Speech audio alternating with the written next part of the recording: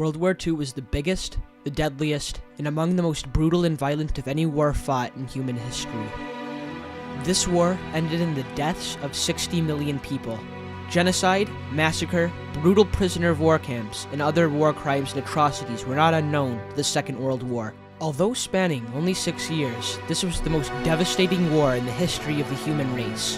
Why? This war saw the rise of technologies, the likes of which humanity has never witnessed previously. Modern armored tanks, new planes and bombs which had the power to kill thousands in one night came into play for the first time in the Second World War. But however deadly and devastating these new tanks, planes, and guns were, none could even compare to the most dangerous weapon ever created, the weapon that ended this horror-filled war, the atomic bomb. The atom bomb, developed and used by the United States at the end of World War II, had the capacity to level entire cities, wipe out entire populations, and make entire regions uninhabitable for years. But, despite all this, was the use of such a terrible weapon justifiable in the circumstances? The year is 1941. World War II has been in full swing for almost 2 years in Europe. The United States has yet to get involved in the conflict that is beginning to become the worst war yet. But this is about to change. After establishing an embargo against Japan, meaning the Japanese would no longer receive much needed oil from the United States, Japan plans to attack the United States naval base at Pearl Harbor on December 7, 1941. Although Japan did not intend to start a war, this attack was enough provocation for the United States to join World War II against Japan on the side of the Allies. Although not obligated by treaty, Adolf Hitler, commander of the Third Reich in Nazi Germany, decides to declare war on the United States to honor its alliance with Japan. The United States is now officially involved with the Second World War. However, because of the honor-based culture of the Japanese at that time, Japan was a very dangerous and difficult opponent to fight.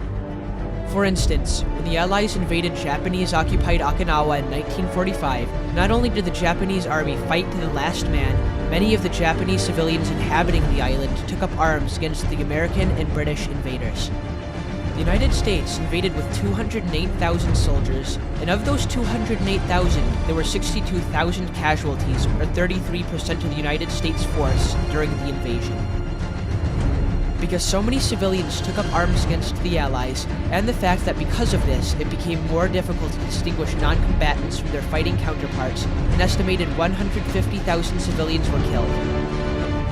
Many of these civilian deaths occurred when thousands of civilians decided to commit suicide when ordered by Japan, instead of living under Allied occupation. In all years of the war, battles in Japanese territories were bloody and caused horrific casualties on both sides. Battles such as these, on all fronts of the war, made it even clear to both the Axis and the Allies that victory would need to come as soon as possible. Adolf Hitler, bent on the domination of Europe and beyond, ordered his scientists before the start of the Second World War to begin work on nuclear weapons. As Jewish physicists with the knowledge of this fled to the United States, the Nazis were already underway in heavy water production and uranium enrichment. Both of these are critical in the development of nuclear weapons. In 1939, the refugee scientists, including Albert Einstein, encouraged President Franklin Delano Roosevelt, already aware of the grave threat that the Nazis posed to the world, to speed up the research of nuclear scientist Enrico Fermi. Fermi fled fascist Italy after the political climate began to turn hostile towards his Jewish wife. After Pearl Harbor and the declaration of war by the Nazis that followed, FDR and his staff decided to accelerate Fermi's research. The Manhattan Project began to take its baby steps. After almost a year of effort by all of the Allies' best scientists, the first man-made nuclear reaction occurs under the West Stadium stands at the University of Chicago with this coded message.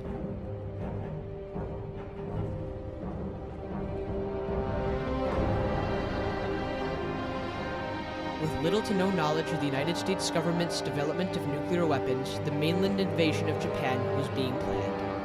Fleet Admiral Chester Nimitz, General of the Army Douglas MacArthur, and the Joint Chiefs of Staff Fleet Admirals Ernest King and William D. Leahy, and the Generals of the Army George Marshall and Hap Arnold were put in charge of this undertaking.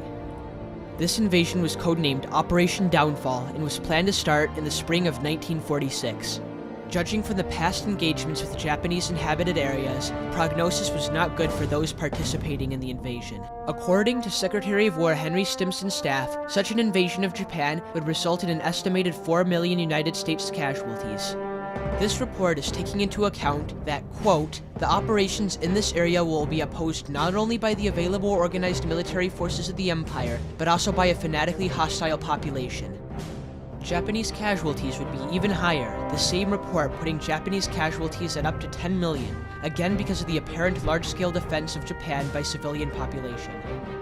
Such casualties were acknowledged to be monumental and grotesque, but unfortunately, no other alternative was known to those planning the invasion. With the Manhattan Project reaching its final stages in early 1945 after the surrender of the Nazis, the construction of an atomic bomb became a very real possibility. Many scientists were opposed to the idea of such a powerful weapon, but because of the grim prospect of a mainland Japan invasion, the gadget nuclear device was constructed to be used in an extremely dangerous experiment in the New Mexico desert. Nobody knew what would come of their efforts. At 5:29 a.m. on July 16, 1945, the gadget nuclear bomb was detonated.